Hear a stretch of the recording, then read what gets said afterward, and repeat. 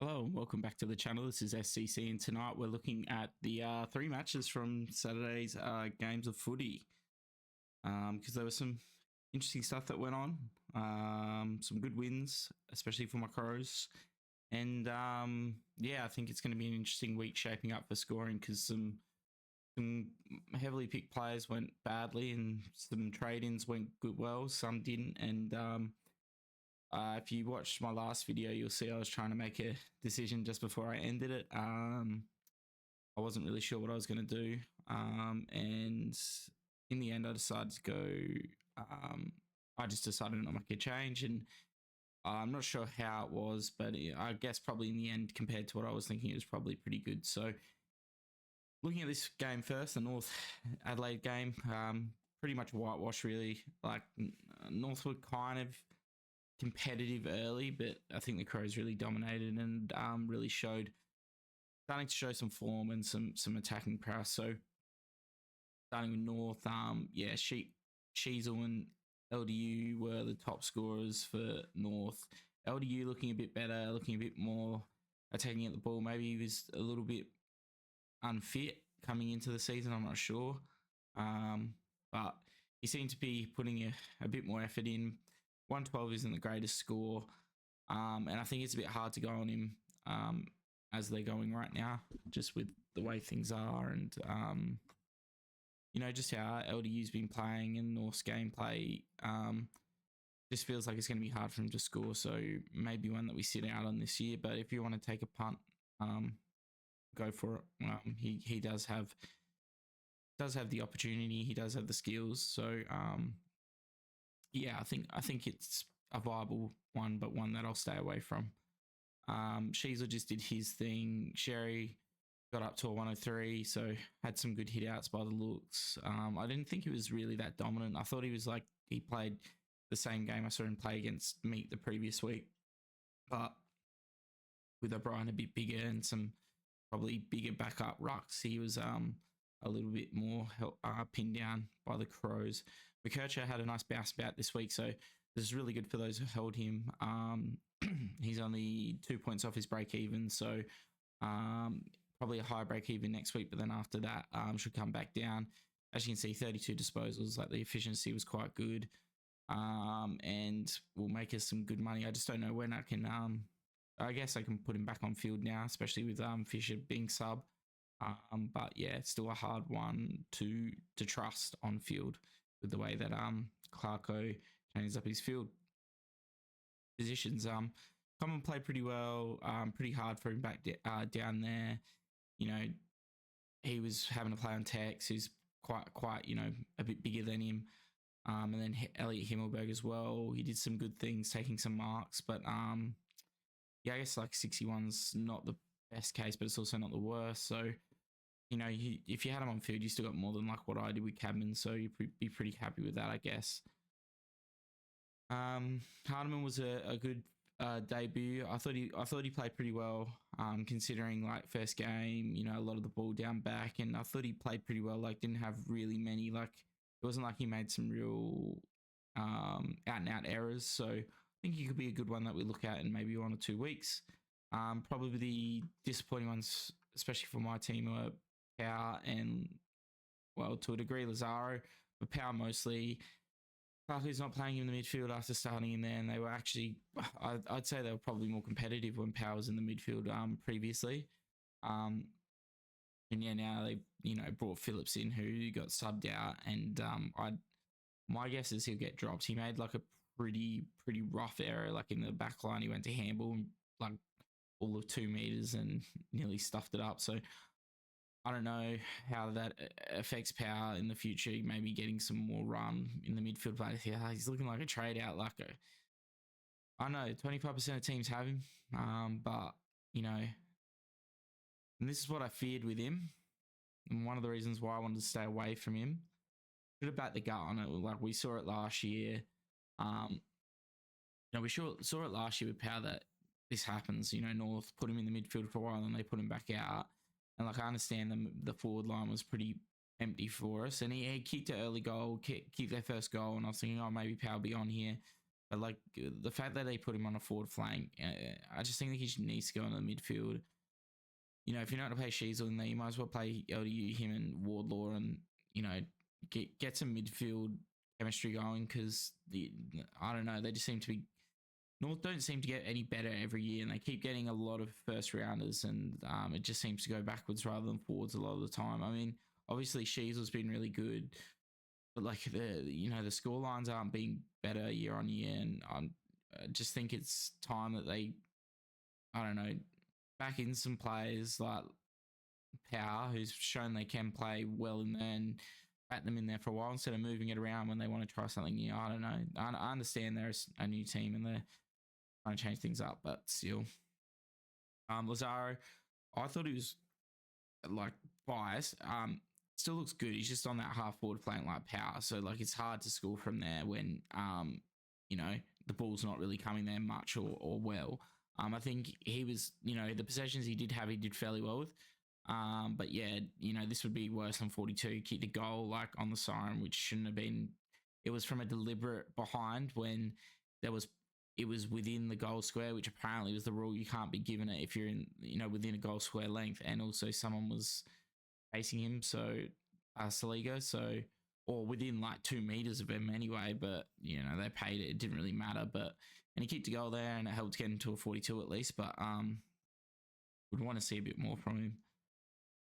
And definitely can't put him on field. Could loop, but can't put him on field. And for those who had Nguyen, watched him.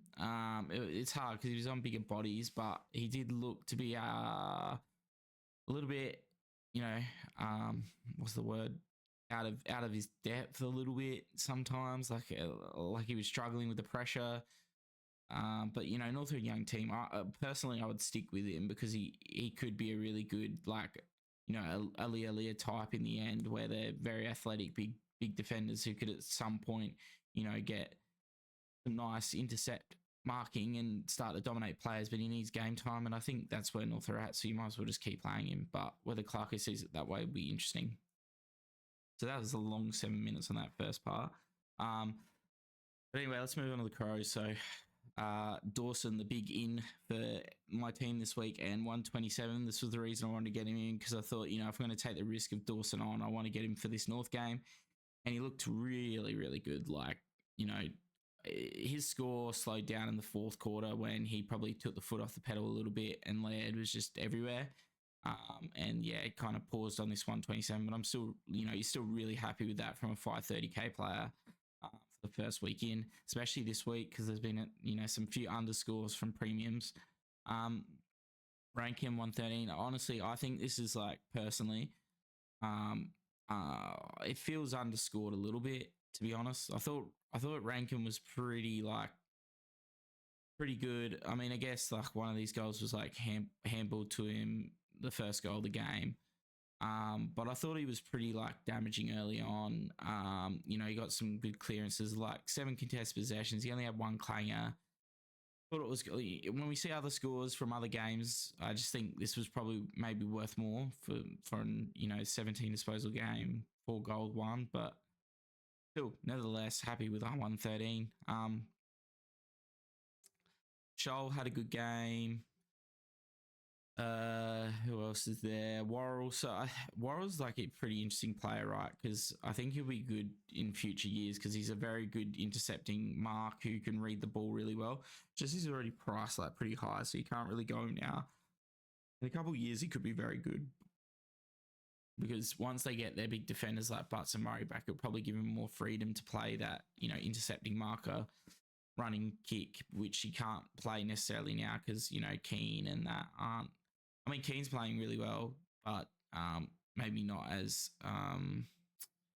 confident in the ability to take one-on-ones compared to what maybe Murray and Butts will when they come back. Elliot Himmelberg, he had a very his game was actually pretty decent. Let's have a look at this quickly, players. So we'll look at the scores after. What's Himmelberg priced at? 234. 234k for a forward that just went 90 is pretty good.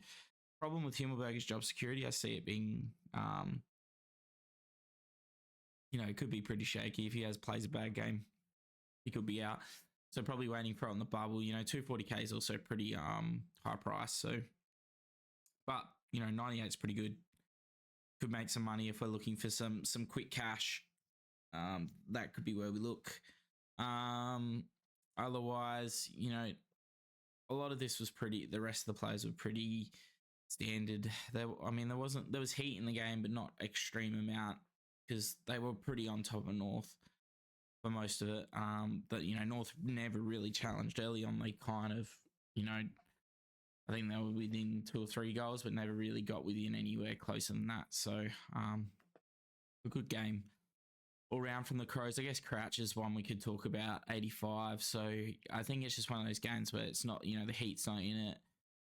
So he doesn't, the disposals he's getting in tight don't necessarily matter as much which is why he gets scored a little bit lower. 18 handballs doesn't help you either, and the 3 free kicks against also aren't hugely helpful either. Moving on, so Cats Blues. So the Cats win this one, and it was a bit shaky at the end. The Blues came back hard with like 5 minutes to go, got within a goal, and then Cameron got a mark within 40, and you knew he wasn't going to miss. And he ends up going a really, really nice score, 5 goals for Cameron. So as we said, end of the year could be one of those ones that we get as he's not like a on field, he's more of a looping forward that if he goes big you could go. And like this is probably where Tom Hawkins also fits in because he's also playing really, really well. Sorry, not really well. Really bad from a Supercoach perspective, but he can go on runs of 6 goals for 4 games. And pump out some 130s, and then it's like when you need him in. Holmes, for those who still have him, had a good game off the back line. Probably helped by no Stewart, more kick-ins. Hannah Braun, nice game as well. In all honesty, I didn't really watch this game very closely because I just didn't want to watch Hewitt because he started off so badly, gave away 50, and I was like, it's going to be so hard for him to get score. He's like a player that he'll just slowly build up his score, and when he gets like a 50 against him, it's like so damaging. It's like, if he didn't get that 50, he probably ends up 85, 90 instead of 75. But also, I think the way he got scored in that last quarter annoyed me, but that's nothing else to talk about with that yet. So Dangerfield was injured. I think he did another hammy, so was subbed out. He was looking pretty good, but yeah, I just don't think you can ever pick him again because he's just so injury prone. And Guthrie first game back was also all right, but nothing extremely special from a Supercoach perspective. And then some people went on Parfitt. He had a 50, so not amazing. I think a lot of people played Dempsey on field, and he started off like a house on fire. He was on 38 in the first quarter, and then must have just maybe it wasn't going down his wing, or it was just when he was off, they started to get it down their wing, or they were just bypassing him. They weren't needing that short kick up. They were just able to attack through the middle, maybe. Because I was really surprised to see Dempsey end up on 49, but I guess that's the way it is sometimes, and once again makes Cameron look quite good in a score. Well, decent score anyway. Carlton. So Acres, this 129's off the back of 2 goals in the last quarter when they were in the comeback, with 3 or 4 minutes to go. Really pumped his scoring up. Cripps and Pitnet were very solid the whole day. Pitnet led hard from the start. Cripps was just in everything. 29 disposals, plenty of them contested, played really well. Not many people on him this year because he's not really been underpriced, but it'll be interesting to see if people do go him. The people with Walsh, he just copped a tag from O'Connor early on, and they let him off the leash in the second half when they had control, and he was able to get his score up. But 104 is not horrible. Obviously you saw the biggest scores the past few weeks, and we're probably trying to hopefully get that, but That's not going to happen every week. Go watch my other video talking about, averages and stuff like that, because a lot of that seemingly coming true with a lot of these players that started off hot. And just things to keep in mind, like, you can't get last week's points. It'd be great to have his 160 in your team, but you can't go back last week and get those points. And you could say I did that with Dawson and chasing that, but realistically, I like Dawson's matchup. I've been eyeing him off, previously. I said, the week before he went 160, I was eyeing him off for that week against Essendon, but then I, looked at Essendon's form. And also, like, Dawson had a 65 the week before, and he just looked out of sorts a bit. And then, has that big game. You go, all right, maybe he's got a bit of form back. And North are an easy kill. Came in and did that. Not a 165, obviously, or whatever he scored, but, a 129. And, disposals weren't ever his issue as well. I stayed away from Walsh because I could have gone Walsh, but, the injuries, I guess it doesn't really matter because we've got so many trades, but I just preferred not to go it. Mackay's still carrying that, good forward scoring. Like, you'd be happy with him as an F8, F6, sorry. So 93, going well. Not many people go him now, but, people started him at the start of the year when he was a bit more underpriced, and you'd be very happy with what he's been putting up. Moving on to, like, Williams, so 78, beat his break even, so that's great. Going to make money this week. More importantly, got his score on the field. And the Ambrosio gone, but he was high priced and, also not playing. So really happy that, because I was thinking about trading Williams, and I was going to be trading Williams to Garcia. I don't actually know what Garcia scored for the Dogs. I don't think it was very good. But it was also going to mean I was going to play one of Lazaro or McKercher on the field. Now, if I'd have started McKercher, it would have been really good. If I'd have started Lazaro, it was going to be really bad. So in the end, I got the middle, which was playing the averages, I guess, and going Williams because everyone had him. And, I probably lost 25 points to McKercher, but gained 30 or so from Lazaro. So it's a win-win in that respect. Hewitt, so 75, still had 23 disposals, 6 tackles, let down by efficiency, obviously. I didn't really get to see, as I didn't watch this game fully, I didn't really see it. Only 3 errors and 5 clearances still, though. So only 3 clangers. And, this is a better kick to handball ratio than he normally has, so I thought it would be a bit better.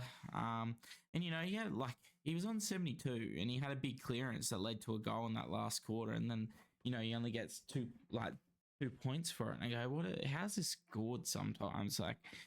I don't know. I feel like clearances in the last quarter should be worth a bit more, it just seems like if you're up on points, they just keep scaling you up based on previous rather than players that are actually putting in good efforts at the time sometimes. Which I think will be shown in the other next game. Jack Carroll 29 again. So if you didn't, Carroll was the one that people went on, I think. Yeah, I think Carroll was it. Yeah, if you didn't get rid of him, he's going to lose money. And, some good players from last year, like Hollands, he's losing money, but no one would have him. But, Hewitt, a bit frustrating because I feel like this should have been better. But at the same time, 75 isn't the end of the world because it still beat Marshall, is on par with probably Steele and who people paid 600 or ish for, and around about Butters as well. So can't complain too much. And we knew this was something that would probably happen every now and then with Hewitt. So probably got to look at when I can move him on, because I don't want to start losing too much cash because he didn't hit break even, which was 83, but he didn't miss by too much. So it'd probably be 5K I lose, but not the end of the world. And his points are still better on field than a rookie. All right, Dockers Bulldogs. So quite a close game, and one that I think the Bulldogs made some mistakes. If they could take back, would be a lot. They could have probably won this game.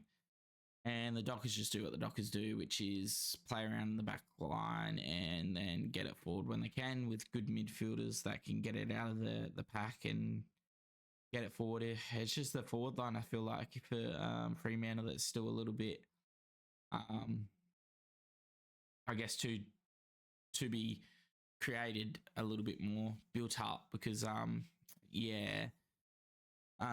they just struggle a little bit, I think, with that, having that real key forward who dominates. I think it's the one missing piece they really have, because like Jackson obviously is good, but he's more of a ruckman really. So you've got, and they play two ruckmen, so kind of hurts. But Sarong, big game from Sarong. 37 disposals, a lot of 20 contested possessions, 17 clearances, a huge game from him.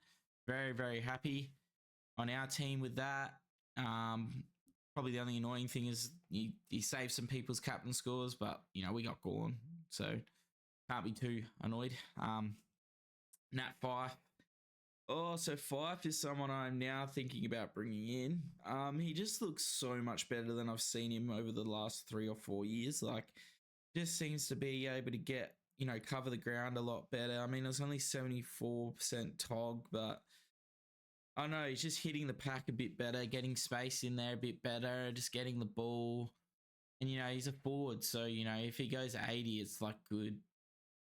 So, he's only going to cost me 400k or 420k. Let's have a look how much Fife's actually going to cost. Fife.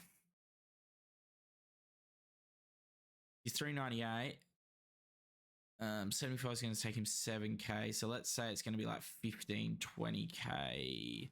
Let's say like 25k. So 425k for a guy I could probably nearly hold. Like, I don't know. I understand I can't get last week's points, but like, watching him, the eye test, he just looks a lot fit. And this is a 37 disposal game. It's not like he went, 25 and got this score. He like had a big disposal numbers and was quite a big factor in them winning. 18 contested, like that wasn't something we've seen from Fife in the past 3 or 4 years. The contested possessions and just getting from contest to contest was something he struggled with previously with the injury. So very good to see him back, because we love these good players, outside of Supercoach. He's such a legend of the game, 2 Brownlow medals, and it's really good to see him getting back some form. Sean Darcy, 107. Great score from him, average, but still, if you had him, which no one does, 107 isn't the worst. Ryan, 106. So this is one I think that's bloody, I don't know, it just seems like overrated points to me. Like, I watch Ryan and it's all meters gained, like 410 meters gained, but it's all like, kicks out of, it's all kick-ins. Like, there's no, if you look at his contested disposal, his uncontested disposal count, it's like 14-3. I get efficiency's high, 94%, so that really, really helps. But I don't know that this was like a damaging game from Ryan. But, I'm a hater. Probably I'm biased because I don't have him, and he was struggling at the start of this. But I just don't see how the ratings of kick-ins for champion data is so high. Like, I know that we do really well out of them with other players, and like, something that McGovern scores really well off of as well. But McGovern takes a lot of, intercept marks as well to pump his score.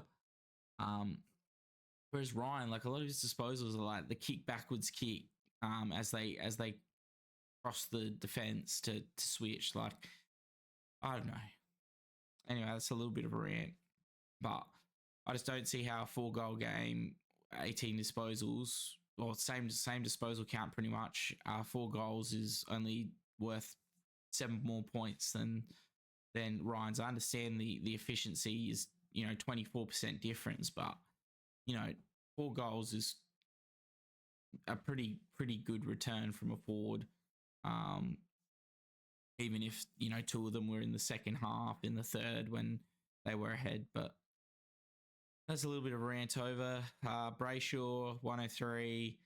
He had a lot of disposals, but just gets punished from his handballs and probably, like, even his efficiency. That's what I mean. Like, 30 disposals here. I guess, it's only 293 metres game, but it's not that much of a difference here. The efficiency is only 11% difference, but the 3-point difference. Like, I know that this is 17 kicks to 2 handballs, but 10 contested possessions, 7 clearances, and he still scores 3 points less. Like, sometimes the way they just said it's interesting to me. And he obviously had 2 shots a goal and missed them both, but I don't know. Something strange. Young, so 94, pretty average, but better than Nas and better than others in his price range probably. So you'd be happy with that if you held him / went on him last week. Park 83. So as I said, if he had no Ryan in his team, he'd do really well. 610 meters gain. So he was, a lot of his kicks were very obviously very long kicks. He just obviously struggled a bit more with his usage. Jackson. So for those who've held Jackson, a bit of a annoying one. He probably got lucky even with one of these goals where he was given a free kick when I think both of them were holding each other. As you can see, no real ruck time. And 78% efficiency, and he dragged himself to a 76. So not a complete failure, but you'd be looking for more from him. You would have hoped, or you're going to be holding him as your F6 ruck cover at least, or something like that. Going down from here, we had Voss and Simpson with the debutants. Both looked all right. Don't know about their job security going forward, but probably one we just reassess when they're on the bubble. Sharp had a down game, which is funny because when I was watching, I felt like he was getting around the ball a bit. He does work very hard to get back in defence, but it might be the time to get rid of him because I think his price will be starting to peak, if not already has. And Draper was injured, so those who had it Draper would see him subbed out, and he's probably lost money.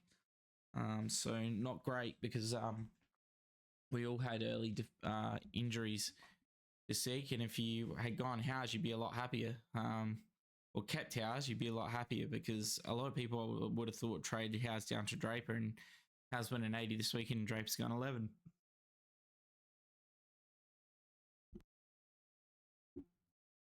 Sorry. So that's just the way you get punished sometimes in this, trades, hindsight, but points over time you may win back on over those weeks, and maybe even the cash that he built up over that time, but still it hurts when you make a trade because you feel like you had no option at the time, and this happens. But this is where we can hopefully start to catch up some time and some scoring, because people are making trades on like Kurt McKercher and stuff like that and getting rid of them. And it could be where we can claw some scoring back.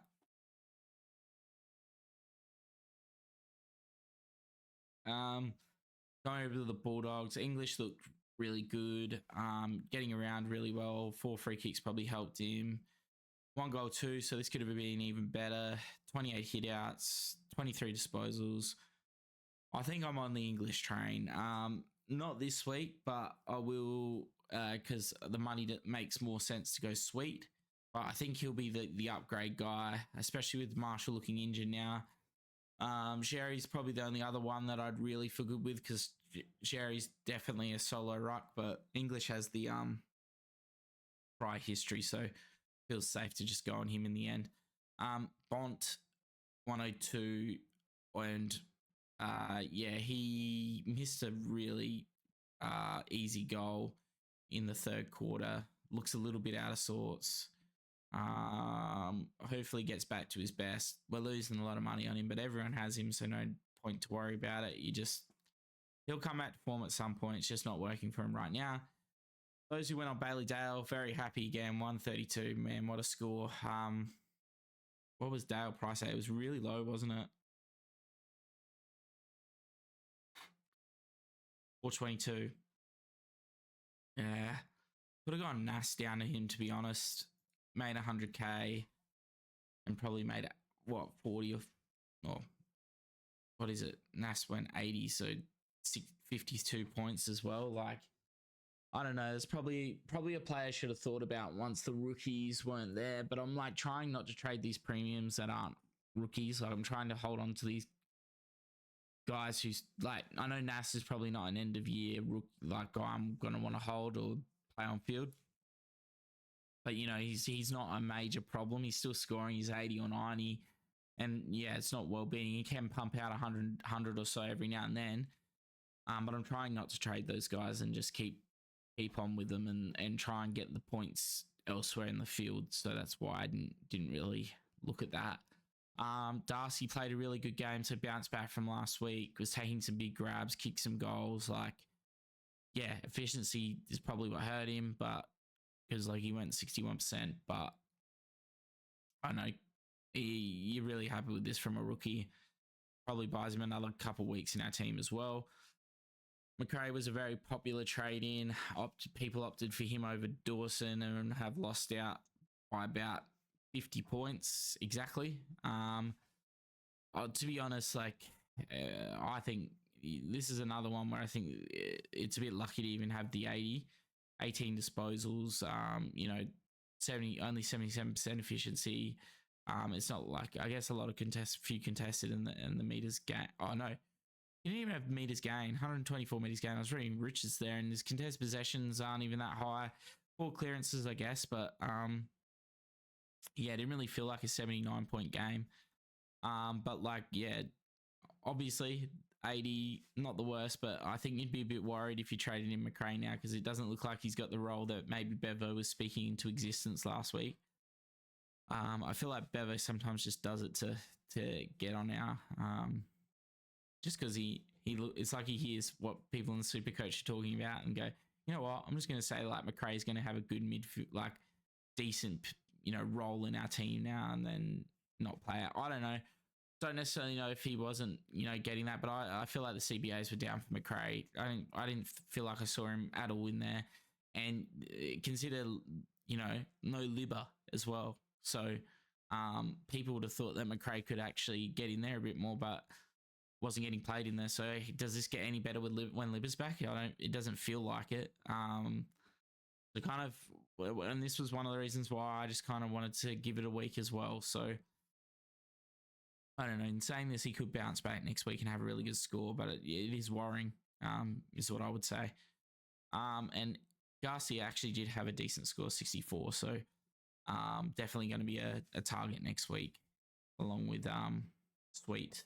I think I'll probably boost Sweet in for Meek, because I don't think Meek's scoring is going to be brilliant. Cadman down to Garcia, and then look at going probably someone, because Williams is now making money. I might look at his break even. Maybe Roberts, if his score is horrid or he gets injured. Maybe, I don't know. Going to be having to look and figure out where I can spend the money to go up, because I want to keep the cadence going. And it might just be trading Williams a bit early, which I don't necessarily have a problem with, because I feel like he's one game away from going like a 40 or 50 anyway. Gallagher had a pretty poor game as well. Buku, yeah, pretty struggle game. Bramble as well. And Waitman did his elbows. So that's about it from that perspective with the games. So this is how the team's currently shaping up. So we're looking at a projection of probably about, so it's taking 2,340, but it's probably 2,442 based on Meek, but I don't doubt Meek gets to 100, especially against Grundy. But if he does, brilliant. I don't know if it even includes the Wilson score with Reed yet. I'd be interested to see, because I think that it doesn't lock in until the West Coast game starts. So that could be very good as well. Let's have a look. Actually, let's go game day. Yeah, I don't think it does. Let's have a look here.